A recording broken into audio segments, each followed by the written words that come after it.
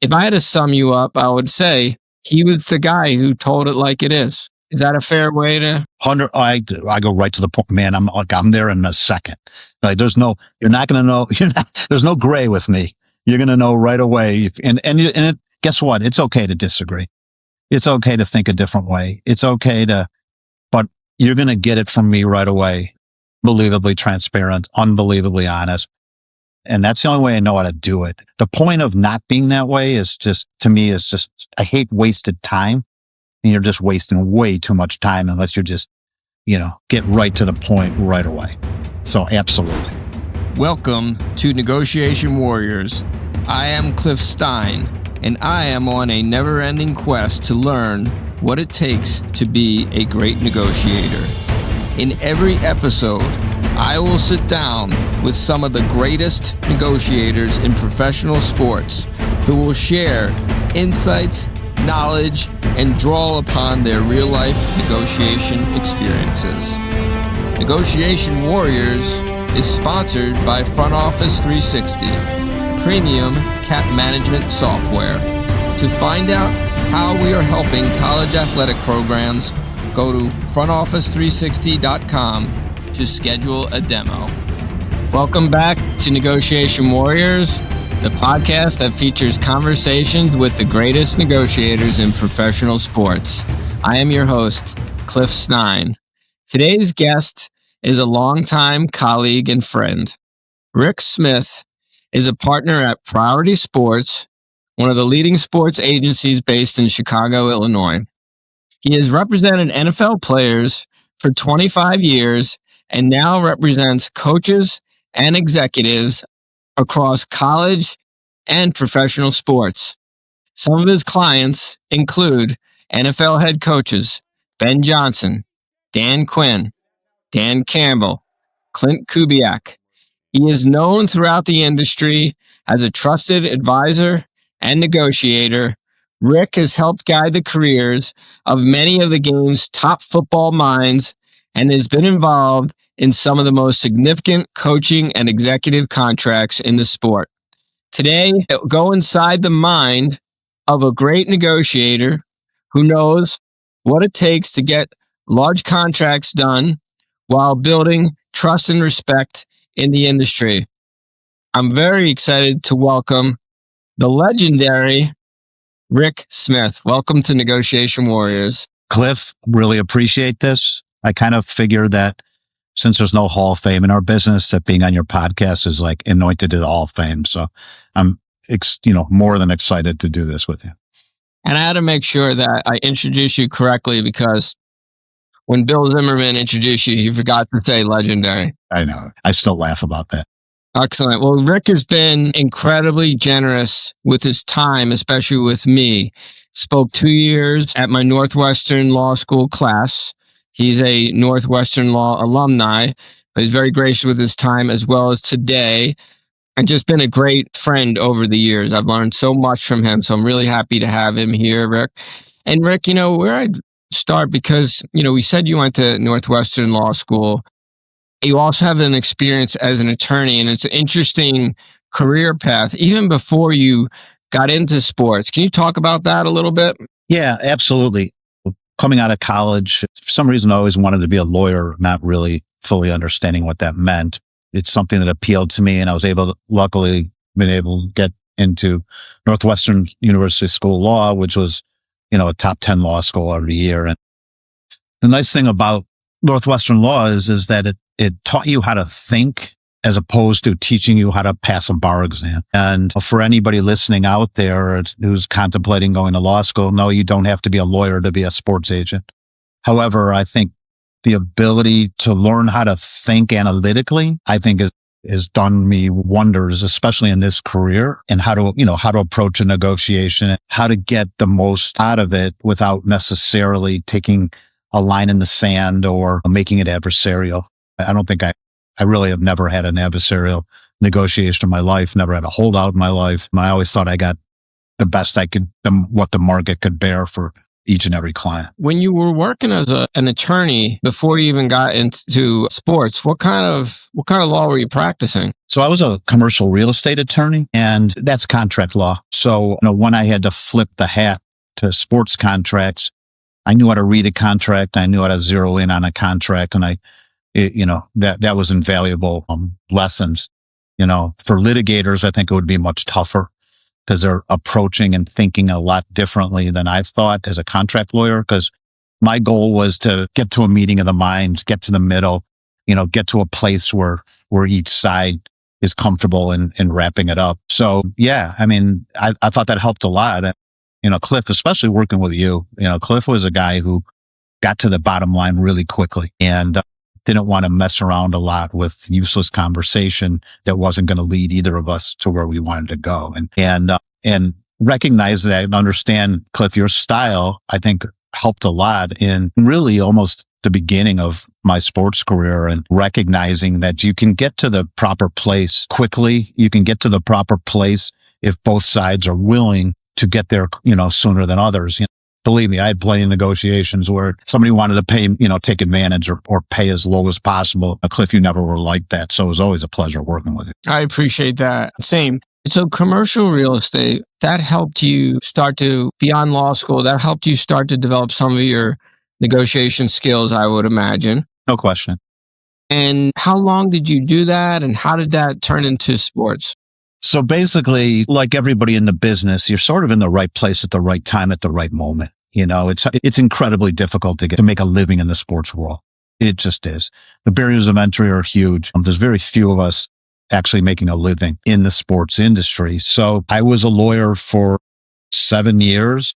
I had made partner in the firm I was at, had a boyhood friend, Mark Bartelstein, who, pretty much everybody who follows sports knows, and had started an agency while I was still a lawyer, and circumstances brought us together and at a time when he needed my skill set. And I quit my job as a partner in a law firm, took a 50% pay cut, just felt like we could really build this thing. And it was just the two of us to start. And now we're, an agency of 40 people and a couple different sports. And, it worked out, but it was a long, it was a grind, 30-year grind to get there.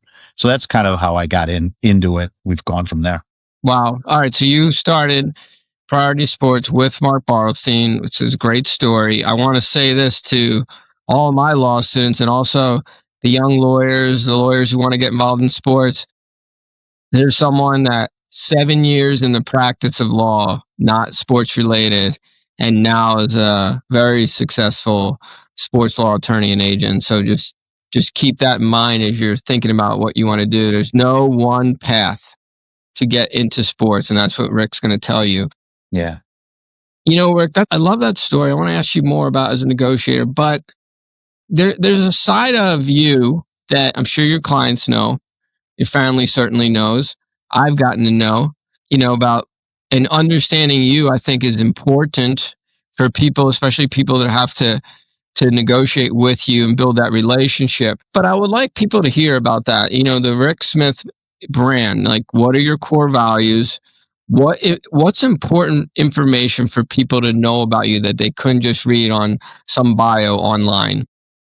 I think I recognized pretty quickly in this business that relationships are everything. They really are. You'll sit there and scroll your social media today and you'll see this guy got this much and this guy got that much. But what people don't understand is the trust that you develop with the person on the other end is critical in this business. It is, all things being equal, you're going to tend to have your client, engage with somebody that you have a relationship with. And what that means is somebody who allows you to do your job. What I recognized right from the beginning, and I learned this from being a lawyer, was that each side has a job to do and each side is reporting to somebody. On my side, I'm reporting to my client and their family. On the negotiator of the team side he's reporting to his boss. And each of us has to feel good about that conversation they have with their respective clients in order to be able to get a deal done. And if you recognize that other person has a job to do, I've always felt that I've got to get in that person's head before we start. What are the ground rules? What are the rules that you're living by? What are the absolutes that you can't do? And I've got to trust that that person's going to give me the right answer or the answers that I can rely on. And once I know what parameters that person is working under, then I can easily structure a deal that satisfies what I need and satisfies what he needs in order for him to bring it to his boss and get a sign off on it. And I think too many negotiators fail to understand that. They look at it absolute one-sided, like I have to get X. Well, sure, you got to get near X, but how do I get X and give that guy what he needs in order for him to get a deal done? And if I don't get that understanding, we're never going to get a deal done. And the grass isn't always greener on the other side. Sometimes it is, sometimes it isn't. But sometimes your best deals are the ones you can make exactly where you're at. Other times, the best deal you're going to make is somewhere else. But be careful about the somewhere else because you really don't know how that's going to work out at the end of the day. And money isn't going to be the qualifier. Happiness, connection, family's happiness, family's connection, like all those things come into place. So what I'm about is understanding what the other side needs, trying to structure so that I can get to the place I need to get to while getting to the place where he needs to get to. And it's really, I'm a facilitator, not a negotiator. I feel like I hate the words negotiation. I feel like it's a puzzle. It's an exercise. It's an intellectual exercise and a financial exercise that we're working together to try to get where we want to go. So it has to be a discussion as opposed to a negotiation. So that's what I'm about. And I think the success I've had is understanding that, and people can take a sigh of deep breath when I'm on the phone versus some other guys. Yeah, and that's interesting because we definitely try to teach, at least in my class, try to teach negotiation as basically problem solving, which you just kind of explained very similar. I love that. I was going to ask your negotiation style or personality, but you kind of said it, right? Like your objective is you're going to get to know the other side. You're going to get to know what their goals are, and you're going to try and figure out how you can get what you need for your client while at least acknowledging and trying to get them some of what they want. And is that your style? And is that something that took time or years for you to develop, or is that sort of always been your? No, it was always been the philosophy, but it's so nuanced that it took me a minute to figure out how to get there and how to have the proper conversations and ask the proper questions to understand it all, to be able to then, it's thinking on your feet. It's asking the right questions and then be able to execute from the answers to those questions. And that always sometimes falls apart, is that you get the answers to the questions. However, you turn around and you can't execute it, because you either don't have the ability to execute it or you don't understand it. You don't know where you're trying to get to. So that comes with a lot of years and a lot of practice and a lot of reps, You're a lot better. I'm the best I think I've ever been right now, because I've tried and failed so many different times, trying so many different ways of doing things that I think I've got a little formula going right now that I think gets me to where I want to go really quickly. And that's what I'm most proud of, is that, I can react quick. I can get it done quick and still get as much or more as that I ever thought I would be able to get, just because I can narrow in on it and zero in on it in a pretty efficient way. And you definitely do react quick and get deals done quick. That's why I'm curious how you do it with your formula. So you're experienced, and in many cases, you're going to have more experience than the person on the other side. So you're getting to know them. You're ascertaining their goals and objectives. But is it frustrating for you where they're not trying to do the same thing with you? And how do you navigate that? That's the hardest part by far. And what I have to do is when I started, okay, and I came out of this pretty sizable law firm in Chicago, and I was working on, pretty sophisticated deals, a lot of money deals. At first I had a really bad habit of backing the other side into what I call in an intellectual corner. And when I backed that person into a corner and all I got back was no, no, no, but there was never a why there was no, I knew that I messed up. Because once you put that guy in the corner, it's hard to get him out of it. And so what you learn throughout your experience and your reps is to never put somebody right away into an intellectual corner. It's almost like in all the conversations you have to find little ways to kind of set the table for what's going to happen when you have the big conversation. In a couple of the recent coaching contracts I've done, I've set it up with somebody. Once I kind of knew they were all in, I said, well, all in means all in. You know what I'm saying? Like all in means, I'm going to give you the market and you got to be at the market. And, I'm not looking for, something less than that. And I don't use numbers. I don't ever bring them up. And I just say like, I'm going to give you the market and then we're going to get this done. And lately I've said, if we take more than an hour, we've screwed this up because the market's the market. And if you say little things like that, at least you get the guy's head in a place where he knows what's coming. He's ready for it. And, now that's a whole lot easier if you have a couple choices. When you're relying on that guy to do the right thing and you have nowhere else to go, it gets a little tougher, but it doesn't mean you can't get it. It just means it may take a little longer to get there. But I've been fortunate in the last couple where I've had more than one choice. So it's been fairly easy to get there, but they're not unicorn, they're market deals, and market deals are okay. They really are. And it's like, if you got to check your ego at the door. Like if all you care about is reading that, you just got the highest, and people start cherry picking the information. You're going to see like in social media in the next couple of days, this is the highest contract ever done for a guy 34 or older. This is the highest signing bonus you're ever going to see in the first two. I mean, it's just crazy cherry picking. That means that's meaningless. So if your goal is to get that, then God bless you, I guess. But I'm not really sure what you've accomplished, because unless you have a fully guaranteed deal, none of it really matters, because you're never going to see the end of that deal, likely or not. If that makes you feel better and it lets you sleep easy at night, go for it. If that's going to get you a client, you're sorely mistaken. I'd love to say that people are ringing my phone down, but they're not. You're still hustling for every client you get, no matter who you are. It's just a relationship. I can't say it 100 times. Like, it's all about relationships, guys. It really is. And you got to work hard to know that one bad interaction is going to screw up your clients going forward. So you got to be cognizant that you're going to see these people again. For every job in the NFL, there's only 32 of them in the world. That's it. So when I was working with Cliff at the Bears, he had one of 32 jobs in the world. So you're going to see him again and again and again and again. And do you want him cringing when your name comes up on the phone, or do you want him to say, hey, let's see what he's up to, because I may learn something? And that mutual learning back and forth is also invaluable. Again, relationship driven.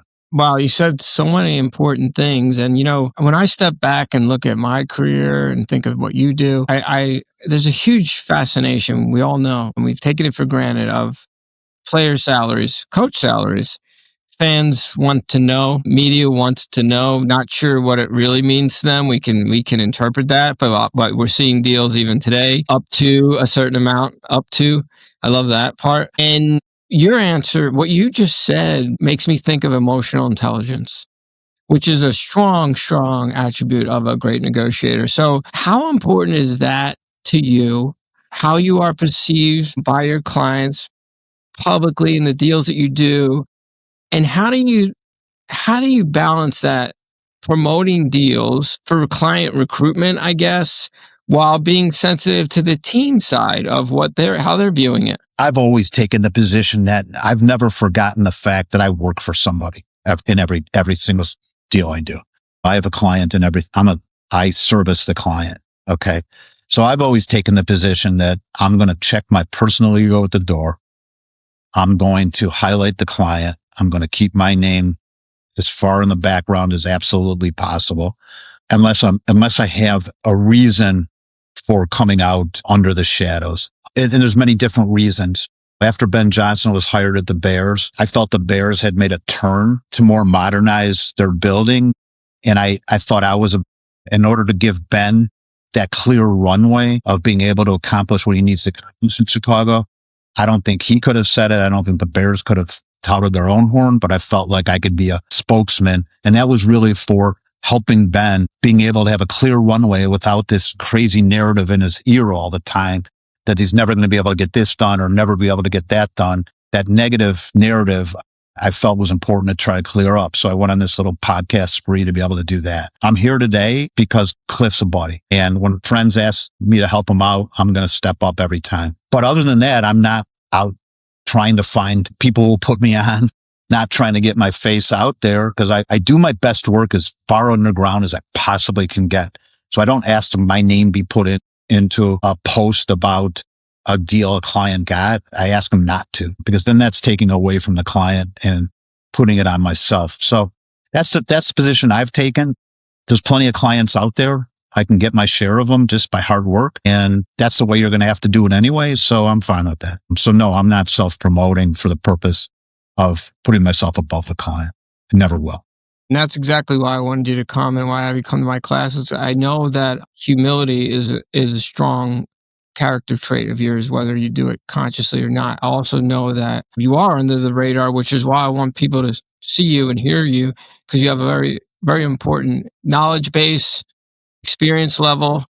When you came to my class, I asked you about leverage and how you handle leverage.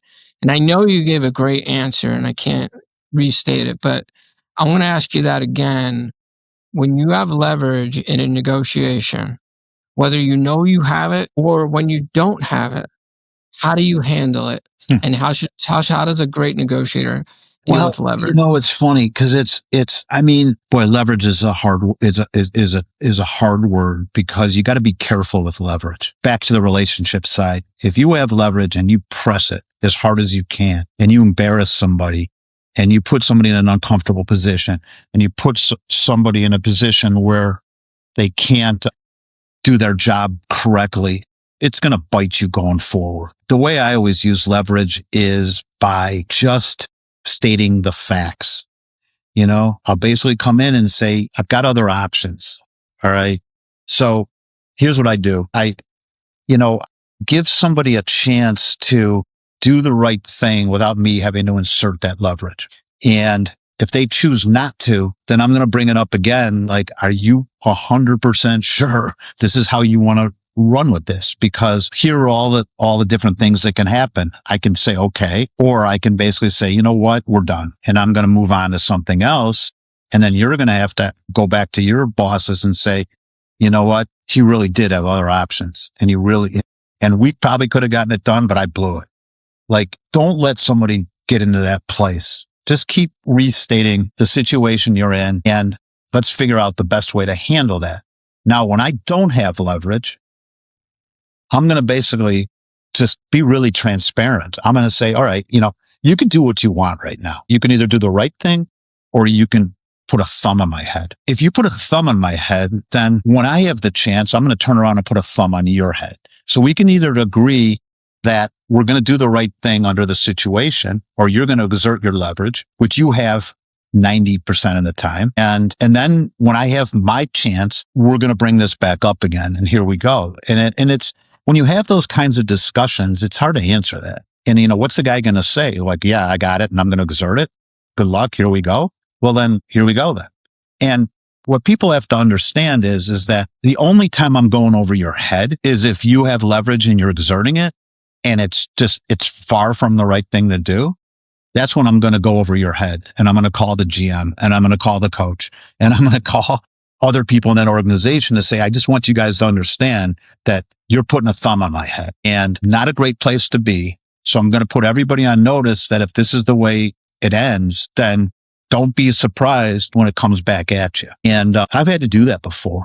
Because some people on the other side think the value they bring to an organization is doing completely one-sided deals. And that's a real problem. And as Cliff can tell you, when Cliff was in his position with the Bears, he's doing a lot of studies during the year. But when his moment in time comes, during free agency, during draft negotiations, whatever, that's his one time to either do the right thing or to show his bosses, like, I've saved more money from you than anybody who ever could do it.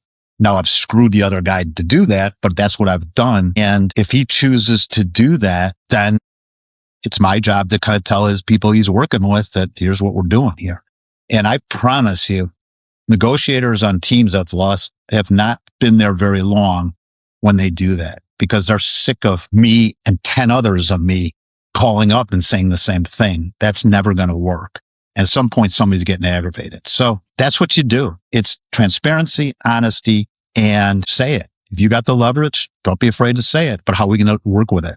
And when he's got the leverage, I'm going to basically say, okay, you got all the leverage. So how are we going to handle this? And when you disarm people like that through conversation and discussion, oftentimes people will back off of those positions and let's figure this out the right way. I'm not going to get a home run deal. I'm not going to get a premium deal, but I'm going to get a fair deal. And that's all you're really looking for in those situations. I like it. You said thumb on your head. I think in the class you said step on your neck. Yeah, one of the two. But you also said that as an agent, a lot of times you didn't have the leverage. No, I barely ever have it.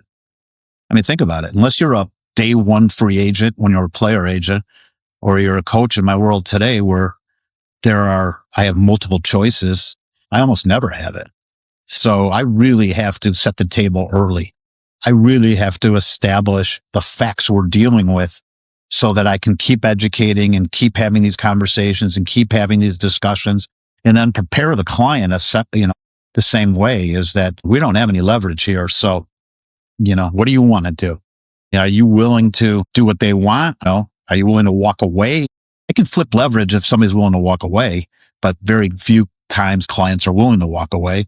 So you have to kind of just deal with the situation. And as long as you educate everybody properly, your client, the other side, and ultimately it's the client's decision what they want to do. It's not mine. My job's to get it as far as I can until there's no more room, and then leave it to the client to decide what they want to do. And then make sure the client understands that don't call me in a year and say, what did we just do? Like you had a choice to walk away and you chose not to. And so it's hard. I mean, it's really hard. Being on the player side is so difficult.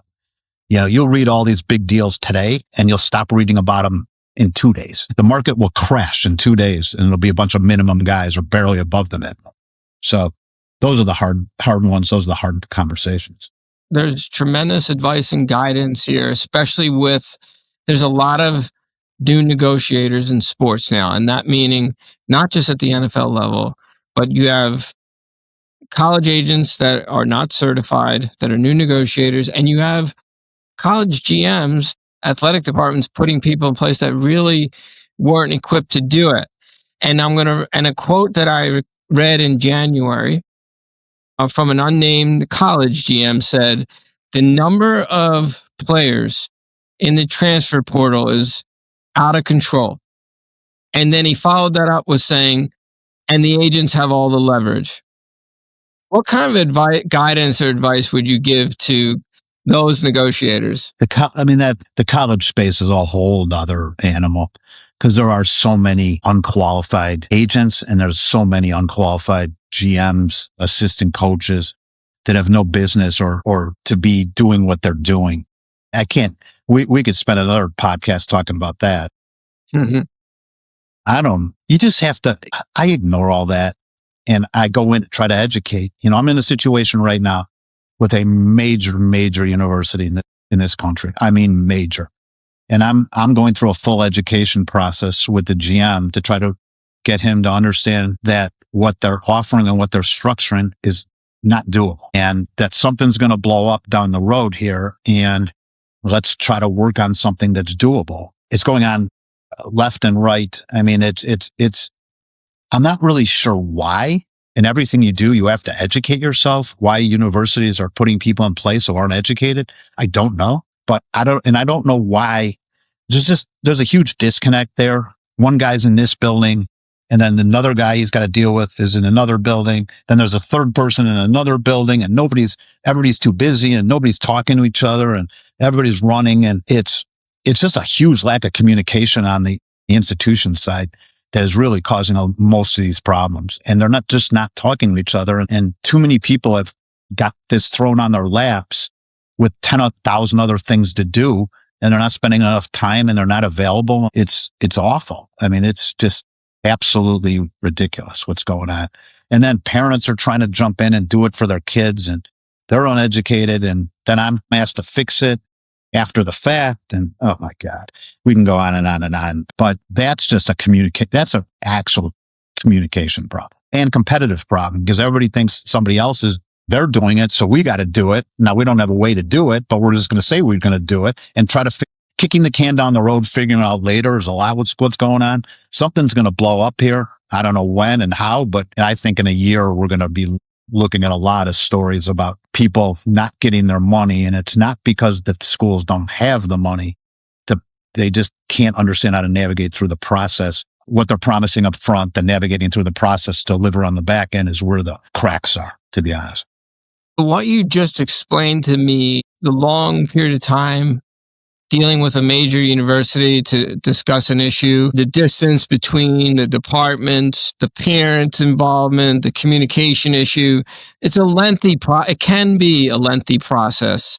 And it reminds me that to be a great negotiator, you have to have resilience and patience and staying calm. And that leads me to the word warriors. We've all faced adversity. Sometimes it makes us stronger and sometimes it makes us weaker. But for you, what does the word warrior mean to you? I think warrior means that you've done the best job you could possibly do for a client and being able to go to bed at night, sleeping easy, knowing that you've done the best job you could possibly do. It's not the result that makes you a warrior. It's the process that you went through. It's the intellectual capacity that you've had. It's the confidence that you can portray. And if you've got all that and you still haven't achieved what you want to achieve, then the situation was there. You just weren't going to achieve what you wanted to achieve. And so I think the whole thing is educating yourself, having your client's best interests at the forefront of everything you're trying to do. And once you do that, then the result is the result. So don't measure it on the result, measure it on the process. And that's what I think a warrior does. And when you think of your career, not to put you on the spot, but I'm going to a little bit, is there any one contract or any moment in your career where you're most proud of that accomplishment? There's many, and they all take a different form. I think ultimately being able to use your relationships to get somebody a job who probably shouldn't have a job is a really, really, really big accomplishment. I think that's the hardest ones you can do. I think just a never-ending work ethic to get that guy a chance and an opportunity is invaluable. I think that some of the big contracts I've done, in all honesty, people measure success off of those, and those are probably the easiest ones you'll ever have to do. Because if you're getting those kinds of numbers, you have a really, really good client. They're not hard. It's the ones in the middle and the ones at the bottom are the hardest by far. They're not hard to structure. They're not intellectually hard, but the work you have to put in, the time you have to put in, the managing the client, at the time you put in managing their expectations, getting a client who is a little bit delusional on their abilities and getting them to a place where they understand where they are in the marketplace and then having to accept that. Those are the hardest by far. So those are the ones that I look back on and say, wow, I really did a good job. It's not the biggest ones I've done because that's just sifting through, understanding the market and structuring a deal and being done. Those aren't hard at all. Those are pretty easy. You've certainly done your share of huge contracts, players, and now coaches. But when you think of success, the success of a client relationship, you sign a client to a contract, the client goes on, whatever, after their sport or coaching. How would you define a successful agent-client relationship? When you both can go to bed at night, I keep saying this, but knowing that each of you have each other's backs. That is by far the most successful. Every agent lives in fear that 10 other agents are in their ear trying to get them to fire you. To have that client basically reject every one of those conversations because they believe and trust in what you can do is by far the most successful client-agent relationship. No question about it. And doing right by each other is the ultimate. Not be paranoid that this guy's going to call you tomorrow and you're no longer going to have him as a client and there's nothing you could have done different. That's the worst part of the job. It happens to all of us. There's no rhyme or reason to it. But at the end of the day, I got to know I've done everything I could do. Hopefully he's understands that day in and day out and isn't looking and isn't taking those conversations. When you sign a new client, do you have a way or do you try to assess loyalty as one of their traits? No, what you try to do is just be dead honest on what you can and can't bring to the table, the value you are and aren't going to bring. And you hope he remembers those conversations, because selective memory is also a big part of the issues, because when things come up exactly the way you were going to explain it, sometimes the clients don't want to recognize that that was explained to me. You know what I mean? And somehow it becomes your fault and it's completely out of your control. All I can do is make the phone call. Somebody else has to pull the trigger. I don't write the check. I don't, initiate the contract. I don't say yes or no to a guy being able to get on a team or whatever. All I can do is just do my due diligence and work hard and be honest with them and the feedback I'm getting, and hopefully keep developing a plan as we go. I mean, I got a text now from a client that wants to get involved, a coach that wants to get involved in a job search, and I'm going to have to call him back and say, I'm not really sure that's going to work out real well. And here's why. And, so as soon as I'm done with this, that's my first phone call. So it's hard. So you actually managing expectations of what an agent can and can't do, or what is a good idea for them to do. That's part of their job that people don't realize. It's very challenging for you to do. It's the hardest part by far. You just got to be honest and don't basically just be short and quick. It's just explain why and explain what we need to do going forward in order to change that narrative. I want to ask you about legacy for a second. So you and I hope we live on forever. Don't know that we will, but we'll both live a long time. But if my grandchildren see this one day, I'd like to say to them, look, you're going to get some great words of wisdom from my friend Rick Smith. Your children, grandchildren stumble onto this years ahead. What's your message to them? My message to them is the same message I give to all young people that call me in. And it's really about, did somebody have a nice thing to say about you when you're no longer here? Did somebody actually were taken back when they found out you're no longer here to say, wow, that's a real loss to our industry? Or that's a real loss to me personally, because I lost a friend. And that to me is the most important, that I did things the right way. I was a pleasure to deal with. I was tough at times, but I had to be. And that to me is more than anything. I'm not looking for some article in a newspaper. I'm not looking for some posthumous award. I'm just looking for somebody to take a step back and say, wow, we lost a good one. So that's my legacy, I think. And for sure. And then I've taught somebody something along the way. I've taught a young person who works with me a better way to do it, a better way to think about it, so that they can take on the same way I try to do things. Because everybody is a part of you. When you all work together, you're all part of each other. So I'm working hard to get my people to kind of think about things the way I think about it, so that they come out with a ton of respect. They've done a great job for the client, but somebody really respects them coming out.